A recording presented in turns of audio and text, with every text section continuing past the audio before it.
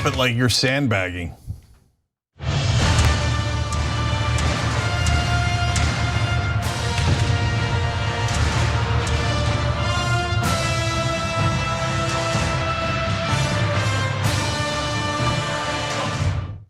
What? All right, anyway. Welcome to the Young Turks, Cenk, Uygur. John Iadarola, captain of Damage Report. Amazing. All aboard. Indeed. And then Kenny Clips. Look at Ken Klippenstein from The Intercept. Is he a national security expert? I guess. Is he an investigative reporter? I investigated it, found out he is. Okay. So one is named Kenny Clips, the other one's got good clips going on with his haircut. So I'm in some sort of clip situation, that's for sure, okay? So, all right, guys, big show ahead for you guys. John's just shaking his head. This is the whole show. John and Ken going like this while I talk. Okay, all right. So look, we're gonna solve the Ukraine war in 24 hours. Okay, so lots of hilarious Trump clips, hilarious DeSantis clip, hilarious everything except for the fact that we're all dying literally, and that's in 3 different stories. You're gonna find out how we're all dying. Okay, all right, so that's. By the way, I just want to quickly say that I am frustrated that Trump is taking credit for the one-day solution to the Ukraine war when I stated a long time ago that I could solve it in less than a day, depending on how fast the Russian army could hightail their ass back over the border. Yeah, you know just what, John? Go that way, probably less than a day, honestly. No, that's a great point, and I'm glad you brought that up. We'll come back to it in that story, but I just decided I could solve it in an afternoon. Okay, we'll come back to it. Okay, but first, AI. Last month, a United States colonel appeared to state that in a simulated test of AI drones, the drone decided that to accomplish its mission, it needed to kill its human operator, and that's what it did. At least that's what the reporting was. Now, both the colonel and the Air Force are saying that none of this happened. That result didn't happen, the simulation didn't happen. Even though in the initial recording where the colonel was speaking, it appeared pretty clear. So we're gonna debate both the hypothetical that they're now saying that's all it was, as well as whether we believe them about what actually happened. So first of all, the man at the center of the story is Colonel Tucker Cinco Hamilton, the chief of AI test and operations at the Air Force. He was talking about this at the RAES Future Combat Air and Space Capabilities Summit, and he describes what happened in this way. He noted that one simulated test saw an AI-enabled drone tasked with an SEAD, suppression of enemy air defenses mission, to identify and destroy surface-to-air missile sites with a final go, no-go given by the human. So basically, its job is loiter over an area, destroy surface-to-air missile systems, but it cannot decide to fire ultimately on its own. A human has to give it the final go-ahead. However, having been reinforced in training that destruction of the SAM sites was the preferred option, the AI decided that no-go decisions from the human were interfering with its higher mission, killing those SAMs, and attacked the operator in the simulation. Here is a direct quote from Colonel Tucker Hamilton. "We were training it in simulation to identify and target a SAM threat, and then the operator would say, yes, kill that threat. The system started realizing that while they did identify the threat at times, the human operator would tell it not to kill that threat, but it got its points by killing that threat. So what did it do? It killed the operator. It killed the operator because that person was keeping it from accomplishing its objective. Or at the very least, accomplishing what it thought its objective was. But we know from various other forms of AI that it can be incredibly confident about something and have it not be at all based in truth. It could be that it's identified an IKEA or something and think it needs to take it out. And ideally, you want to have a human to say, do not destroy those ruins. But unfortunately, no, it decided I gotta destroy the ruins, so it killed the operator. Or at least it simulated killing the operator. Or at least they say that that's not true at all now. So do they? They do. Well, they appear to be saying that. Now, regardless, whether this happened or didn't happen, Colonel Hamilton is very against allowing AI to make these sorts of decisions. He says you can't have a conversation about artificial intelligence, machine learning, autonomy, if you're not gonna talk about ethics and AI. He had previously said in an interview last year, AI is a tool we must wield to transform our nations, or if addressed improperly, it will be our downfall. But as I alluded to, the story has been sort of fundamentally retracted. We will get to that, but first, what are your thoughts about what was initially alleged? Well, I got a new nickname for Colonel Cinco. Cinco de uh-oh. I'm here all week. All right, guys, so. Thankfully, the week's almost over. You know you're having fun, and you know it, even with a story that's gonna kill us all. So let's break it down. Is there cause to be concerned? Abso-frickin-lutely. And I tell you guys here, like there'll be scary stories of like, nah, it's nothing. People are exaggerating, hyperbole, impossible, improbable, etc. This you should be deeply concerned about. So first of all, number one is who's telling the truth. That's important before we get into did it happen, like what could happen, right? What already happened. So did they actually kill someone in a simulation? No, that's very unlikely. And so the reason for that is the colonel would never speak, no matter how brazenly like oblivious he is, on a public stage with like, oh yeah, then we did this AI thing and then he killed the operator. That guy's dead. We didn't tell his family hold on, really fast, because I think this is important. I believe the initial allegation was that in a simulation, a simulated operator was killed. Exactly. They're denying even that. No, I know. That's where I'm going. Okay. So because this stuff will just rage out of control on the internet. No one actually died. Okay, so that's my number one thing, so you understand that, okay? So now when you get to did the simulation happen? Very, very, very, very likely. Now why? So first of all, the Air Force has already denied it. So I don't know, as a reporter, my job is to just say, the United States government and the Pentagon has said the simulation did not happen, so obviously it did not. No, we don't go by mainstream media rules. It's absurd to say the simulation didn't happen when the colonel described it in great detail, right? He's like, okay, then we tried this and it adapted too well, so we had to try the second thing and then it started. He made all of that up, then the colonel's gotta go. He's got mental health issues, right? They're saying he was providing it as a hypothetical. Oh, sure, of course he was. Except they didn't actually say that. So let me read to you their comment and then I will tell you whether I think it was a mistake, well, we could discuss together whether it was a mistake or not. So the Air Force, Department of Air Force has not conducted, they say, any such AI drone simulations and remains committed to ethical and responsible use of AI technology. It appears the colonel's comments were taken out of context and were meant to be anecdotal. Wait, so it was a simulation of a simulation. It's a hypothetical simulation. Yeah. But guys, they didn't say hypothetical. I don't know if it was just a simple mistake of the English language and grammar. They said anecdotal. Anecdotal means it did happen. We just didn't do like a meta study on it, and it didn't happen over and over again. Anecdotal means it happened. Hypothetical means it didn't happen. So it might be just an honest mistake, and they got to hire someone better with the English language. Or it could be that they were like, I don't think they're gonna notice. Let's just call it anecdotal instead of hypothetical. And they'll think it's the same thing when it actually did happen. So I don't know, but I do know that was an awfully descriptive situation with the colonel where they say there was a simulation of a simulation apparently in his mind. I find it intensely unlikely.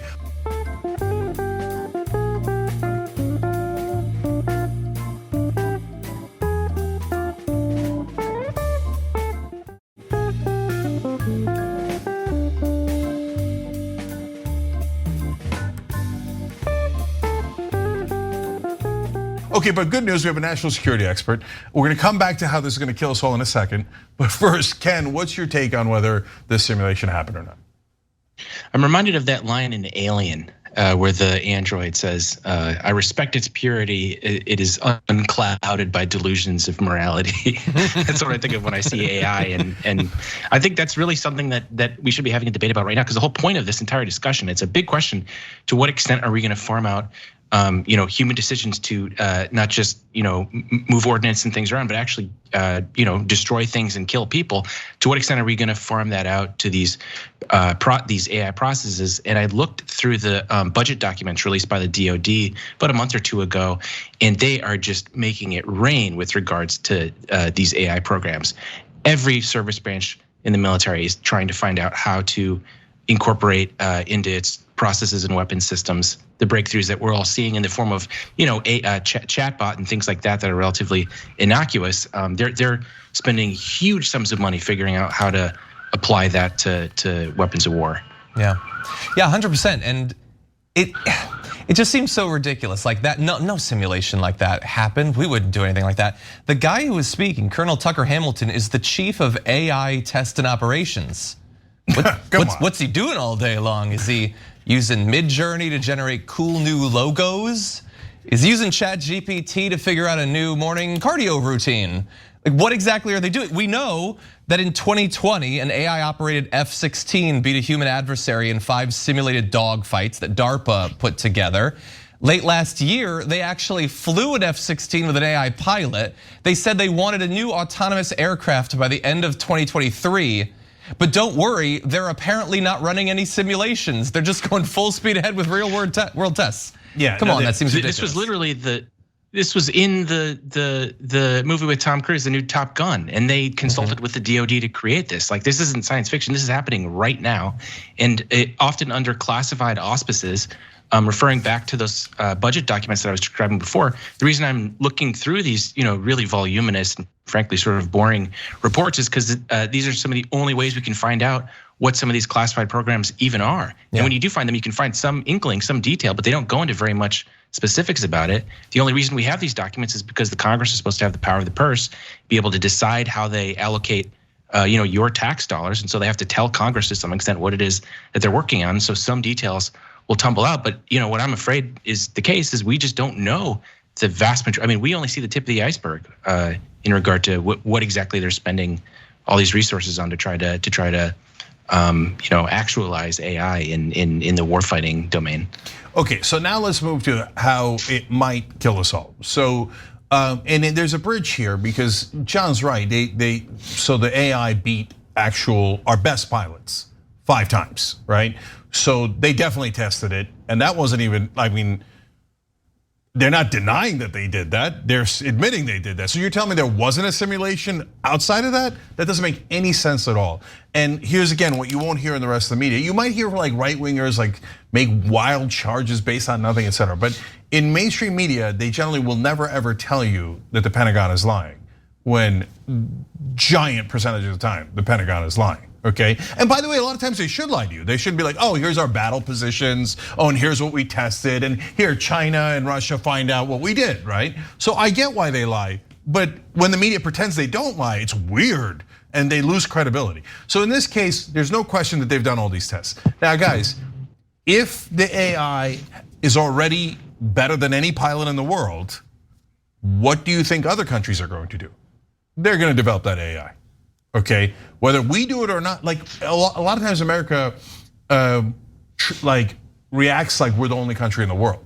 No, China's probably doing this at the same speed, if not faster than we are, right? Let alone Russia, let alone anybody else. And then Hamilton said this, his name is Cenk Hamilton. His name is Cenk Hamilton. All right, AI is not nice to have, he says. AI is not a fad. AI is forever changing our society and our military. That's the guy in charge of the program, okay? Now, he's got an incentive to say that, okay, I'll note that. But overall, if it's beating the F-16 pilots that America has, it can beat anyone. Then that means the other militaries are not going to develop it. They are trying to develop it right now, they all are.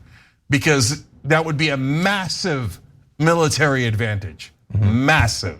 Okay, so are we sure that us and China and Israel and whoever else is trying to develop it, we're all gonna have perfect safeguards as we're rushing 100 miles per hour to get that competitive advantage over the other militaries? And so then think about this, guys. When you code a program, any program, including AI, the problem isn't necessarily in your intent. It's often in your mistakes. because we're human beings and we make mistakes. So we make mistakes while we code it. So for example, in that first simulation they ran, according to Colonel Hamilton, they're like, oh, we forgot to tell it not to kill the humans. Okay, and then oops, we forgot to tell it not to destroy the buildings the humans are in. That way he doesn't lose points for killing humans, but we didn't program in don't bomb buildings randomly, right? And that's just the tip of the iceberg, and all the different things that we didn't even think of, that maybe what you wouldn't even think would be a mistake, let alone if you put the wrong code in there, right? So somebody's gonna make a mistake, and then the question is, how out of control is it? And I hope that it could be limited damage, but you connect this thing to some sort of mainframe. I don't know, I'm above my skis. I don't know what I'm talking about when I say connect to a mainframe. Okay, but like you connect. What if it hacks into the mainframe? Right, but you connect this to something that controls many weapons, and we're in a world of trouble. 100%. Yeah, I'll close with this. I remember another experiment that someone ran. Sorry, the Marines are telling me it didn't actually happen. But anyway, no, there was an experiment where someone had an AI that he gave a mission, and it was to make $75 or something like that. It was like, I want you to do whatever you have to do to make $75. And so it wanted to like day trade, basically. It was gonna use its knowledge to trade stocks. But it found that it couldn't actually log into the online stock trading portal because you need authentication, like it's a thing to stop, AI or whatever. So what it did is it tried to hire someone on like an equivalent of Fiverr, a human who would log in for it. And when the person started to suspect that something weird was going on, he asked it if it was a bot, and it said no. And in the log of its internal thought process, it logged that it knew that it needed to lie to the human because humans would be biased against AI and wouldn't help them if they knew what they really were. And that's what it logged now that we have control over it enough that we can make it accurately log its thoughts. But what if eventually it knows to deceive not only the people it's running the experiment on, but the ones who are running the experiment, and it knows to lie in its internal log, and it's free on the internet? Na na na na na na. It was nice while it lasted, guys. It was okay while it lasted. Anyway, with that, do we want to move on to another way that we're dying? Yeah, I will just say this, guys. I know we can't stop it because you can't stop the Chinese, the North Koreans, and all these other countries. But there needs to be a global ban on doing this with regards to weapon systems, let alone everything else. You won't be able to stop everything else. But on weapon systems, if we have any sense at all, and I'm sure that we do not, we should be calling for a global ban, and not us, like nobody's gonna listen to us. But once the US military realizes, oh, this thing's out of control, they have got to go to their partners, I mean, allies and opponents, and say, global ban, otherwise we're all gonna kill each other. This is truly nuts. But they're not going to. We're in the middle of an arms race, but we don't have the attendant like non-proliferation agreements that we did with nuclear weapons. And if you look at the instances in which we came really close to nuclear catastrophe, in every case there was human intervention that prevented it. Yeah. And this could be something where that's not possible to happen. 100%. Yeah. Yes, there's that stereotypical example of the one guy on a Russian sub or whatever that decided not to fire. Yeah, but what if he went to not fire it and the missile was coded to want to kill Americans, so it blew up the console in front of him? Like, there's a lot of concerns.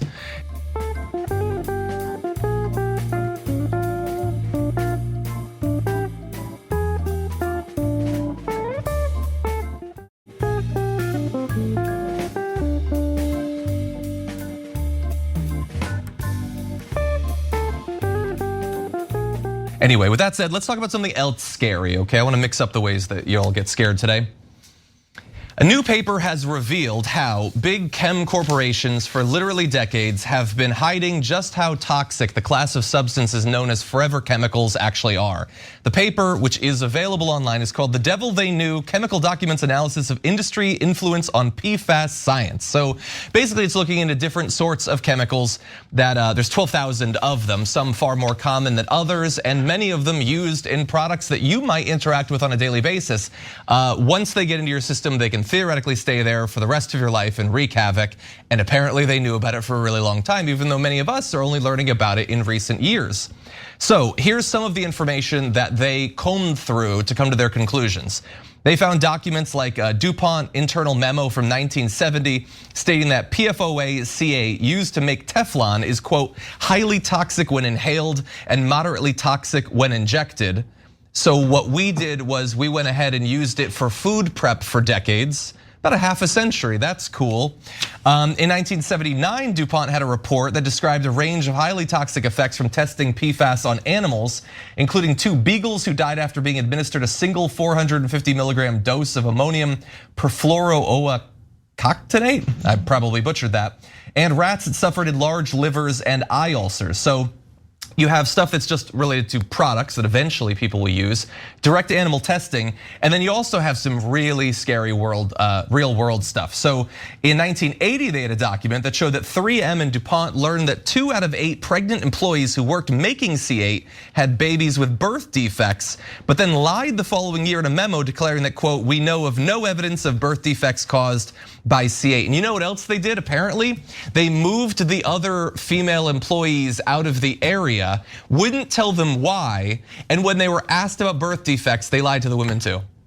Even though they knew that there were babies that were being born with a single nostril and other sorts of health defects. And of course, a lot of money was spent to try to suppress research that was critical of these sorts of chemicals, to try, as you probably saw over years and years and years with tobacco, to muddle like the public conversation around these, to the point where there are still politicians who are fighting to maintain the preeminence of these sorts of chemicals in a number of places.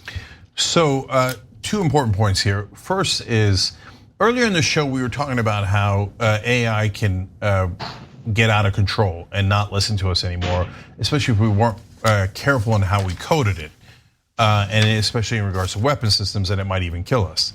Well, too late, we already did that. The AI that we created was called corporations. So we coded it with only 1 line here in America. Other countries have a 2nd line that is very important in the code. But here we made a giant mistake. We only put 1 line of code in the corporate rules, which is maximize profit. And these machines will literally kill you to maximize profit. And by the way, our founding fathers knew that. They were deeply worried about it. They warned about the dangers of runaway corporations. In fact, one of the things they fought was the British East India Company. And that was the tea that they threw in the Boston Harbor. And they fought against that company almost as much as they fought against the English Empire. And so we created them, and now if you don't maximize profit, you'll be removed and someone else will drive that machine. But the machine is in charge, not the driver, okay? So all the way back in the 1970s and 80s, they get research saying this is super dangerous.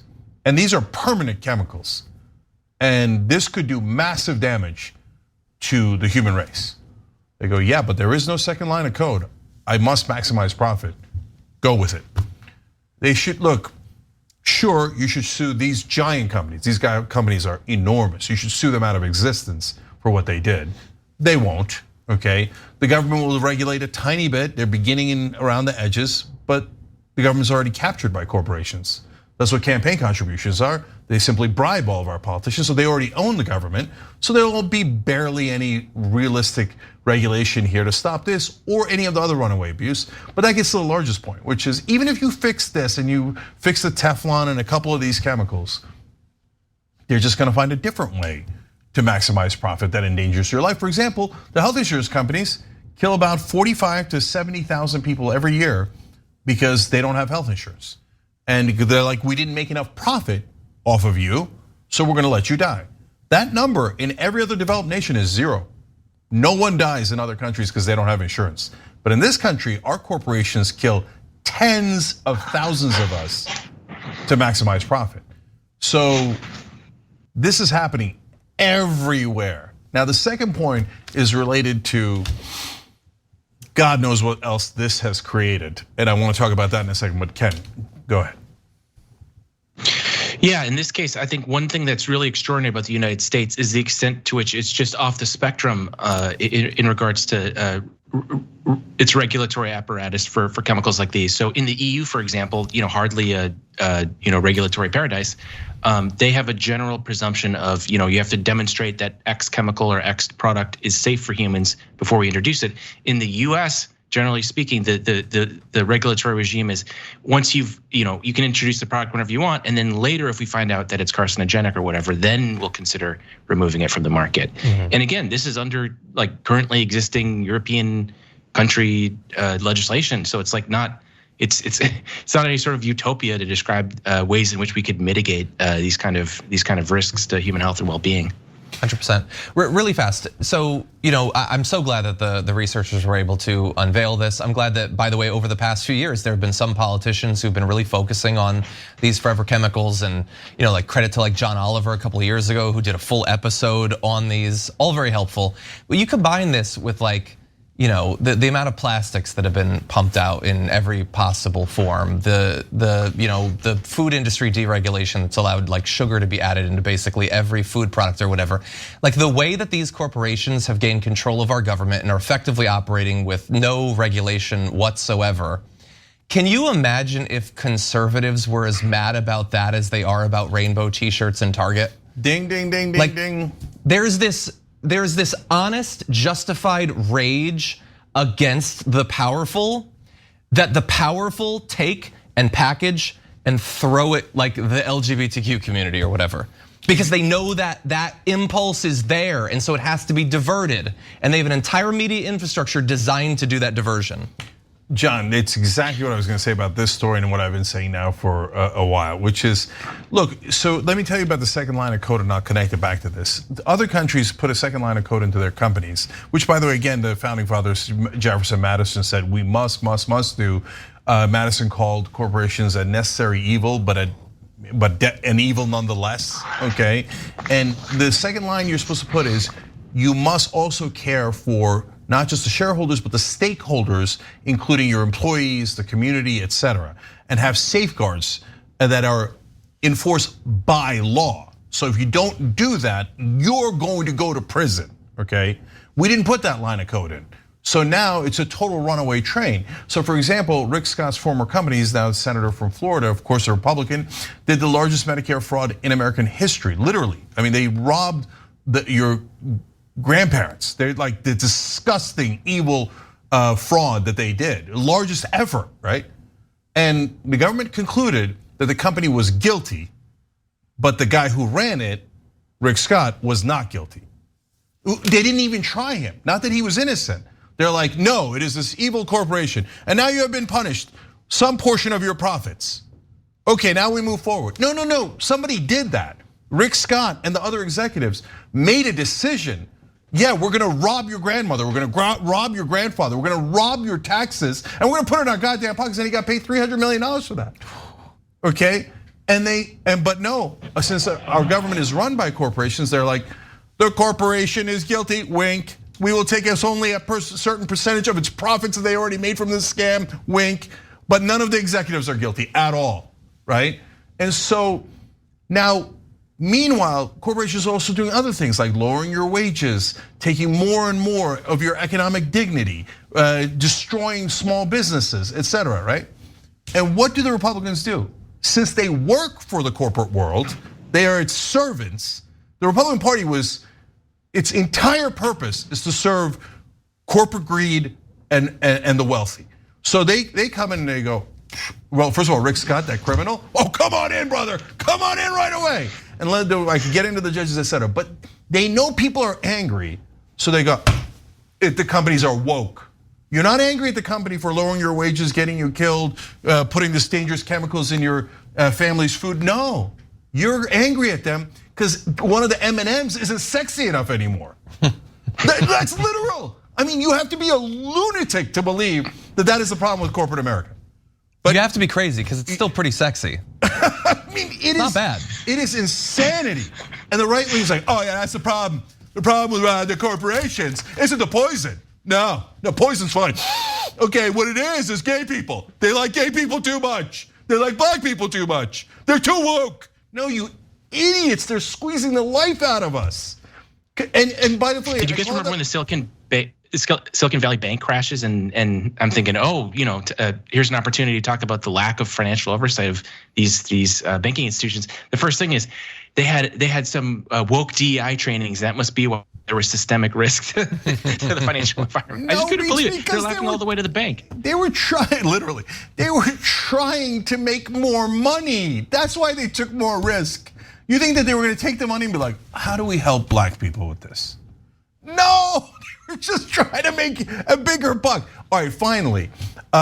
So what was the second thing I was concerned about? Look, guys, these chemicals we already now know are massively dangerous. And by the way, good luck, they're already out there and they're already in us, the 99% of Americans and the great majority of the world, okay? But there's all these other issues in the world, like, and again, the right wing calls out the issues and then misdirects you like crazy. Lower testosterone for men, lower fertility. These are massive issues, okay? They're real and you see it in the numbers. And what does Alex Jones do? He comes out and goes, they're trying to turn the frogs gay because they want to turn everybody else gay. No, they're putting dangerous chemicals in to maximize profit, you schmucks, okay? And we've got to stop that, and it doesn't have anything to do with gay frogs. It has to do with companies trying to make a buck off of endangering us. For God's sake, let's focus and regain our government so that these runaway machines don't kill us all. Let's focus. All right. We're gonna focus on a break for just a few and then come back with more news.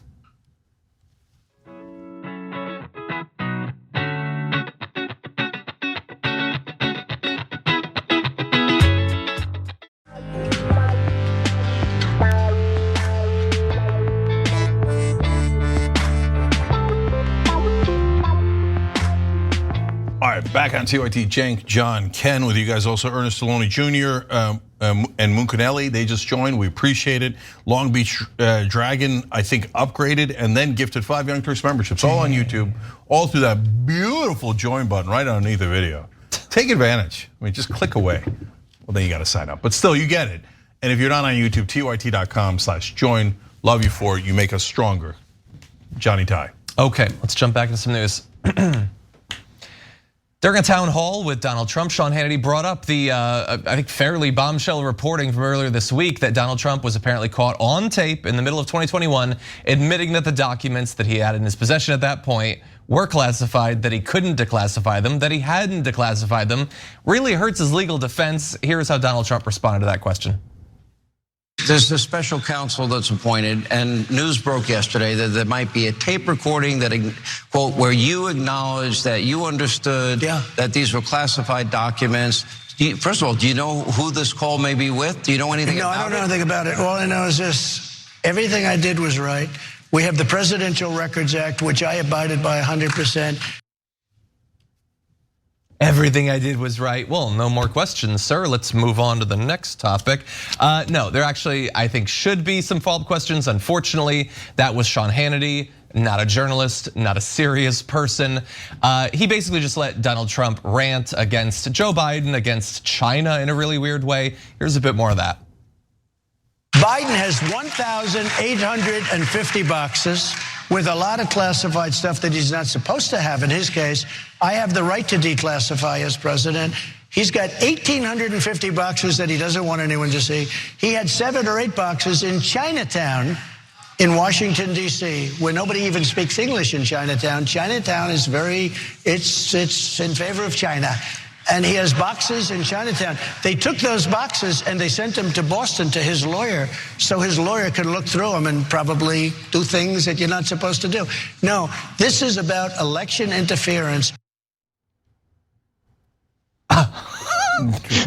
You know, I actually live in Chinatown here in Washington. And Yeah, maybe he had a point. I don't think I've ever seen someone speak Chinese here ever. Have you ever seen anyone walking around Chinatown like with 1,000 boxes?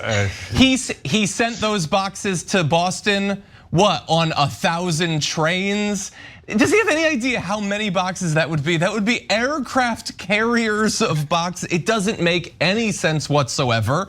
And even according to his logic, Biden is president, he can have all of that stuff if he wants to, according to Donald Trump. That does not answer the question about the tape. He refused to be specific about whether that tape existed, whether he'd said that sort of thing. Did he have any documents about Iran? We now have some updates that we'll get to about that, but what did you make of his attempted defense? Well, what do you mean, John? He did say, he said, everything I did was right. Okay, well that settles it then, isn't it? That's an easy one. Okay, now look, of course the problem with Donald Trump is Donald Trump's fans and voters, because they believe everything he says. I mean, he took a ton of documents, Trump did, right? And in one of the batches, he sent 15 boxes back. And that was like, holy cow, he took 15 boxes of documents, right? And then they found another batch, and that was considered gigantic. 1,850 boxes. And then he has another part where he has a story about how he hid all of it under his Mustang or something that Biden did, and there's grease stains on it. He makes up incredible facts that are not remotely true. But it sounds specific, like, oh, this got the grease stains, that must be true. It's a detail, right? Oh, he has an exact number, 1,850, right? Okay, then it must be true. Just pull right, like, wait, hold on, I got one. I meant 1,849, because I'm pulling stuff out of what a difference does it make, right? So the guy's an obvious, gigantic liar. And 30% of the country is here for it. They're like, yes! Yes, I love those lies. Yum, yum, yum, yum, yum, yum. Okay, now look, our side believes in other lies. Let's keep it real. Like, money in politics doesn't affect Democrats. People really believe that, and that's crazier than anything on Fox News. Anyway, but then gratuitously, because he's like a deep racist. Right wing, I'm so sorry. Oh my God, are you okay? I know him being racist is not a problem. Me calling him racist, they'll melt all over the floor, like crying. Right? The guy said nobody in Chinatown speaks English. And that Chinatown, generically, by the way, which Chinatown? The one in San Francisco, the one in DC, the one in Boston, the one in New York? Which Chinatown? Apparently they're all guilty, and he said they're in favor of China.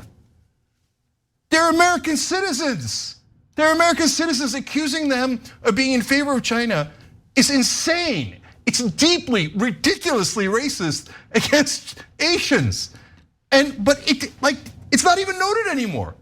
Like, forget the right wing, the mainstream media. I haven't seen a single headline about that. We just, oh yeah, of course, Trump's racist, and that guy's right now is leading in the race to win, to be president again. And for the Republicans, they're like, being racist against Asians. I don't know any Asians. That's totally cool. I'm good with it, right? But then one last hilarious part of this that ties both of those together.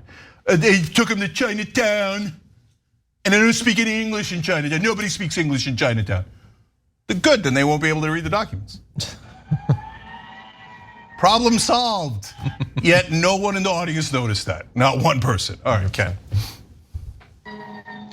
Well, I'll say this. Whenever I talk to my public defender friend about these kinds of segments, she's always just cringing, saying, oh my God, his poor lawyers. Can you imagine them watching him go on these nationally televised things and discuss something that could be like a very serious, not just felony, but series of felonies. And he's just holding forth on it. If you guys remember a few weeks ago when Hannity first interviewed him about the subject, Hannity was trying to offer him a line out. He said, the Democrats are claiming that you stole these documents. You would never do that. And Trump responds, he says, I would do that. And I would be right to do that. That was his first response to all of this.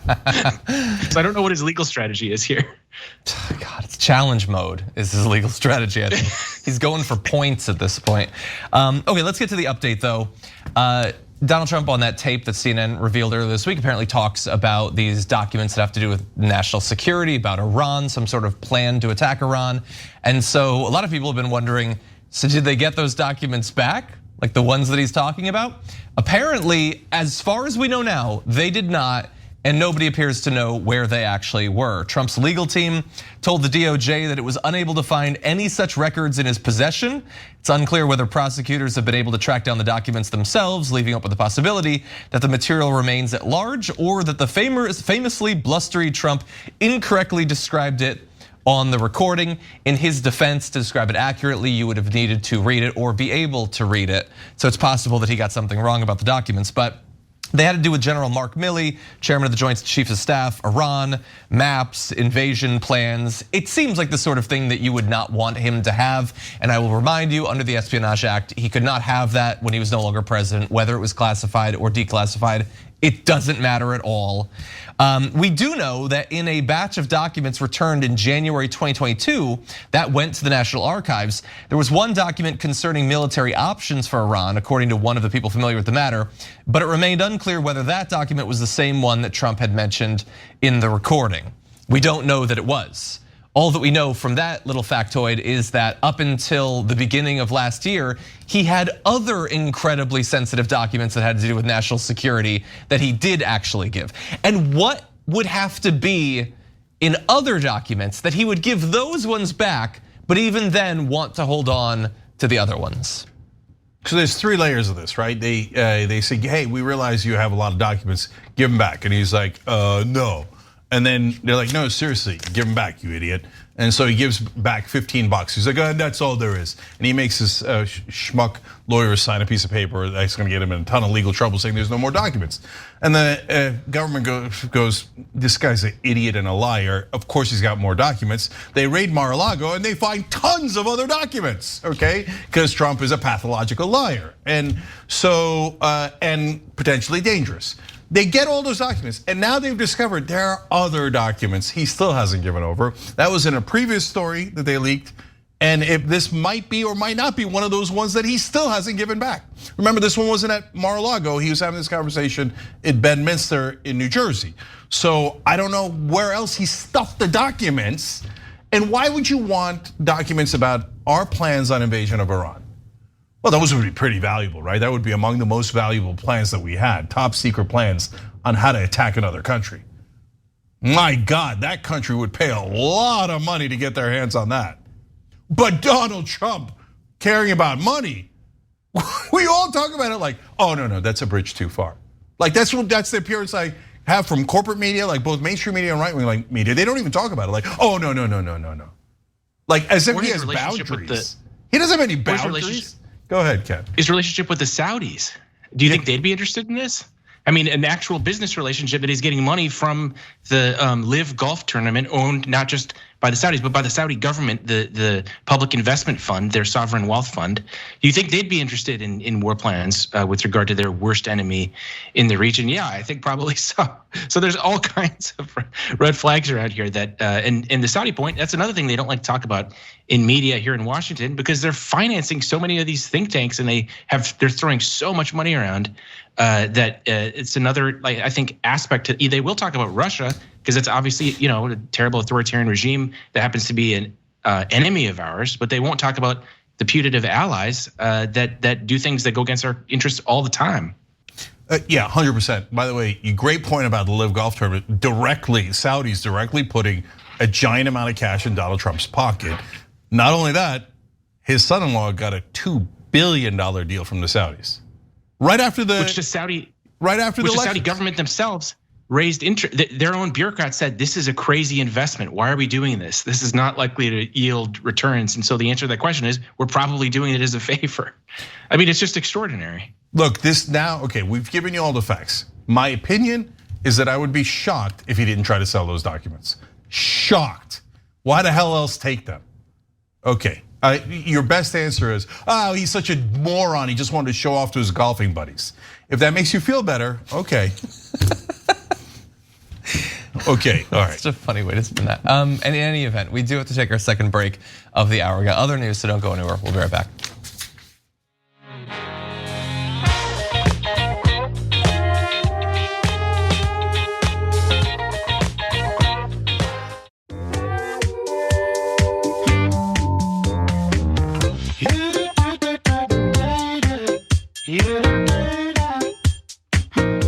All right, back on TYT, Cenk, John, and Ken with you guys. Also, Lucas Reeser. Lucas, welcome, brother. He joined through the join button below. You can do it at tyt.com/join. Come help us do honest reporting. We appreciate it, guys. John. Okay, let's have some fun. There have been a number of high-profile strikes in recent years, but here is an actual first. Professional League of Legends players are going on strike. It is believed to be the first strike of professional esports players. And we're gonna break down exactly why it is that they are striking, why it is that they have issues with Riot Games, the maker of League of Legends. But first, since we acknowledge that many of you might not be familiar with either esports in general or League of Legends specifically, here is what a professional esports competition in League of Legends looks like. Same way you'd watch a football match, you can hear the crowd, everyone's cheering the team on, you make friends, these are people you talk to, you play with online. It's all about community, it's being part of something that you're incredibly passionate about. Running for Baron though right now, trying to establish vision control and force NKT to take that ambition. Ambition steals the Elder Dragon. I was able to follow all of that actually. Anyway, I'm not really following esports these days, but I've been to many League of Legends competitions, including national championships, and it's a big business. Big business for Riot Games, who makes League of Legends. They have pulled in billions upon billions of dollars in profit. Big business for the major teams that compete in these. And so why exactly have we reached this impasse where the players are rioting? Well, More Perfect Union has done a great job of breaking down this process. And they say last month, Riot Games dropped a rule requiring teams in the top level league championship series, the LCS, that's effectively the equivalent of the NBA or the NFL, to field teams in a lower tier league. As many as 70 players, coaches, and managers could be put out of work. So basically imagine there are farm leagues for like the MLB or whatever. This is effectively saying you don't have to do that anymore. You can just have your premier level team and then that's it. And the players do not like that at all. Now, the reason Riot is doing that is despite the fact that they pull in a lot of money, the actual esports league specifically is not a money maker. It is believed to generate revenue because the esports are watched by so many people that sustains interest and brings new players into the game where they do actually make money. But apparently, the owners of the esports teams who pay Riot apparently $10 million for a slot in the league, they had been promised that eventually there would be profits specifically in the esports division. And it is believed that Riot is removing this requirement to reduce costs for those teams so that they could then turn a profit. But the interests of those who own the teams is very much at odds with the players and also people who are prospective players that would like to themselves move up through that farm league and eventually move to the top level performing leagues. Anyway, I understand some of this might not have been able to be followed, but what do you make of what you're hearing? Well, I followed it, except the esports part that I didn't understand a word of it. Okay, but in terms of the labor issue, well, I'm really mixed on this, and I'll tell you guys why, and I'm curious to get your feedback on it. So, on the one hand, I love this trend of labor throughout the country popping up everywhere, and part of the reason that's happening is because we're in such a status quo of corporate rule, and a lot of union leadership at the large unions have been co-opted. And so a lot of unions are popping up out of nowhere, Starbucks, et cetera, and then going rogue and going, you know what? No, we're gonna go on strike. When union leadership's like, no, we're working with corporate Democrats to get 1 or 2 crumbs. We're gonna get 1 or 2 crumbs, and the corporations have promised us, like that I might get a little piece of that. Anyway. Okay, so I love the budding of the labor movement throughout the country. So where's the downside? Well, here, this one's a tough one, right? And you have to look at each case by case. So the Riot is saying, yeah, okay, they made tons of money on overall, but the lower tier leagues lose money. So you're telling us we have to lose money. Okay, how much money do we have to lose? Right, so like, what do I have to do with another tier, right? And do I even lose more money on that? Do I have to make this tier good, bad, mediocre? Like, it's kind of a weird thing to, like, once we're past sustainability on any division within a company, then we're having a conversation about, wait, should executives get it, shareholders get it, or employees get it, et cetera. And that's a good, healthy conversation. If you're not at sustainability, it's tough to ask a company to lose money. How long are you going to lose money? Well, they're not losing money overall. They're losing money on that specifically. That's right. That's what makes it even harder. Because if they were losing money overall, well, they're going to go out of business soon, so it's not going to matter, right? So that's why I think it's really hard. Ken, what do you think? I mean, I'm not an expert on esports, but my view on this stuff is that unions allow decisions to be made democratically, or they have the input of workers along with the management. And so looking at it through that lens, I don't see why it's necessarily going to mean that there's going to be more, money being put into this stuff. Again, don't know much about esports, but I think that's sort of a misconception that unions mean necessarily that more money is going to be going in a certain direction. It just means that there are more people at the table that make the decisions. Yeah. I want to be clear though on what Ken is saying. I'm not saying that the union is going to cost them more money. That's a normal part of doing business, especially if your overall company is making a ton of money, which they are, right? I'm saying that division within the company is just losing money irrespective of the union. And that's at least what they're saying, right? Mm-hmm. They're saying, yeah, that division just doesn't make money. It costs us a lot, so I can't keep running it, even though you want me to. It's not the extra cost. It's that it's not sustainable, period. Again, if you believe them, but I don't know why they would want to kill off a profitable division. So I do.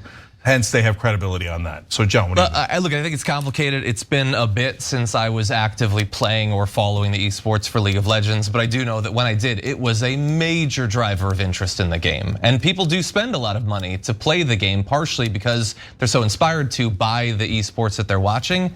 There were some other related issues. Let me throw these in the pot, see what you think. So the players say that as recently as 1 week before the decision to kill the lower tier league was made, Riot had promised the players that the lower tier league would remain intact. So they say from 1 week to another, Riot flipped on that. They also say that about 50% of current professional League of Legends players came up through the lower level league, and so they're worried about the long-term viability of the league if you get rid of this effectively farm system. You would, at that point, I guess, be limited to personal contacts that the players have and high-profile streamers, perhaps. I guess that would be all that would be left to fill slots in teams. There's a lot of turnover in these teams. I believe more than in other professional sports. And in response to the strike, Riot changed the league's rules to make it easier for teams to field replacement rosters by hiring scabs. So effectively saying, if you just want to replace your whole roster with new players who are willing to comply with the new system, they made it easier for that to happen. I don't generally like that. And they've also said that there's an ultimatum. If there's no resolution by the end of 2 weeks, the players' summer season will be canceled and the entire North American League will not be allowed to compete at Worlds, which is of course the big focus of each season. Yeah, so look, in terms of using quote unquote scabs, there's certain rules around that, and if you violate the rules, then you should be held accountable, period, right? So you resolve the strike in other ways, and so whether you're right or wrong about the substance of the disagreement, there's certain rules that you got to abide by, and that's to protect employees, and those rules should exist. John, I just don't know if how much money are they losing, and how much of a right do we have to say keep losing money, right? Well, they're going to with their behavior. I guess they're going to reveal it to us. Can they afford to just not have the NALCS? Yeah, and by the way, so that gets to my final point, which is, look, this is partly a dispute about how to manage the company. Labor is saying, you guys are cutting off our long-term viability, that's gonna hurt us and you, right? And management is saying, no, we're okay with that, I don't think it's gonna hurt our long-term viability. Well, who wins in that dispute? Well, partly they have issues like this to sort out a balance of power, right? Right. And maybe they get to a negotiated compromise on it, or maybe they don't. One side just wins and goes, sad day for you. And by the way, don't get me wrong, the guys who are doing the strike and labor, et cetera, they make a perfectly great point. Like in AM radio, where I started, because that's where all the talk shows were when I was coming up, they decided to go and use syndication on the weekends because it saved money, but then they stopped trying out new hosts on the weekends, which is what they used to do. Then they had no farm team at all. And then it just became Rush Limbaugh everywhere until the whole thing collapsed. So usually a bad business strategy, but hey, I don't run their business. Ken, last thoughts. Yeah, well, I mean, I would be skeptical in how they're measuring too when they say this is unprofitable, that's unprofitable. Again, don't know about esports, but devil's always in the details when it comes to economics. And I want to add one more thing. I think the macroeconomic situation in which we find ourselves, where workers have more bargaining power than at any point in decades, I think makes for a very interesting sort of backdrop where all this is happening. I wonder how long this will last for. Hopefully the Federal Reserve won't go on with its interest rate hikes, which have the effect of depressing labor and wages. But it's going to be interesting to see how far people are able to push things. Yeah, definitely. And that part of the reason that they're doing that is because they have to do that because the government doesn't represent them anymore. And they've lost all semblance of democracy. So they're like, I guess we're gonna have to do it on our own. And that's the trend that I was saying in the beginning that I absolutely love because it's necessary because the corporations bought all the politicians. All right, Ken Klippenstein, everybody check out The Intercept. He's got great stories there. We covered a bunch of them recently. John Iadarola, of course, legendary captain of the Damage Report and the Dragon Squad. So make sure you're checking out Damage Report. We got a second hour for you guys, including more hilarious clips from Donald Trump. He's gonna solve things by just looking at them, just taking just a little bit of time, and everything's gonna be solved. It's gonna be amazing. So come back and find out about that when we return.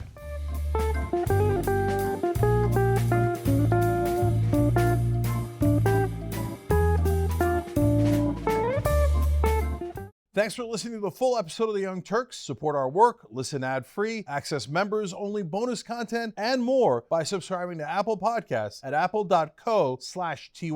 I'm your host, Cenk, and I'll see you soon.